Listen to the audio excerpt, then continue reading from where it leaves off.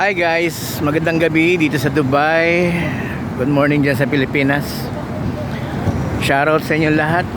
Nandito tayo sa Dubai. Ako po si Ramil Garcia, isang OFW, isang tattoo artist dito po sa Dubai. Part-timer, negosyo na maliit lang, ganyan. Bilang OFW po, sipag lang, doble sipag, ganyan. Ma-advise ko lang sa mga gusto mag-abroad. Kung may time ka para mag-part-time, part-time ka. I-grab mo yung opportunity para may extra income.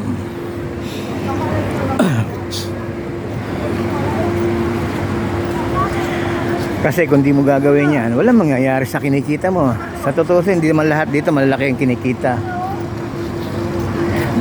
Meron mabababa lang. Kaya doble sipag. Kung may pagkakataon ka maka part-time, actually ang part-time dito is bawal. Pero doble ingat siyempre, doble ingat para diskarte na lang, ganyan. O nasa Dubai po tayo. Ayan.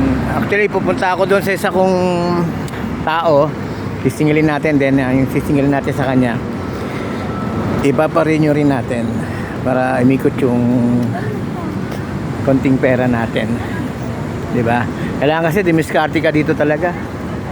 Napakamahal. Katulad ko, isang naka-on visa ako, parang freelancer, ganyan.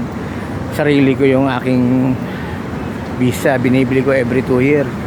Siyempre kailangan makabawi tayo sa gastusin natin. Kaya kung may chance, mag part-time tayo para may sideline. Makuha mo man lang yung pambayad sa bahay, pangkain mo, ganyan. Yung kinikita mo, maipon mo na, may padala mo na sa pamilya mo. Yan po ang buhay dito sa Dubai. Ayan po, ikot ko kayo.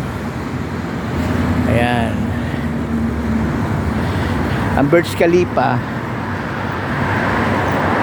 tuturo ko sa inyo yung Burj Khalifa, kaso layo. Asan ba siya? Ayan.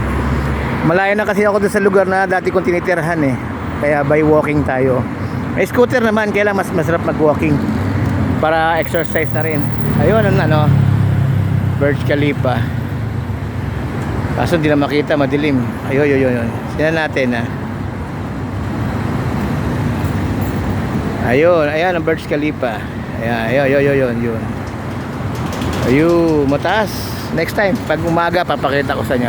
Okay, maraming salamat po sa panonood. Magandang gabi dito sa Dubai, sa mga OFW. Kapit lang, sipag lang. Maraming salamat.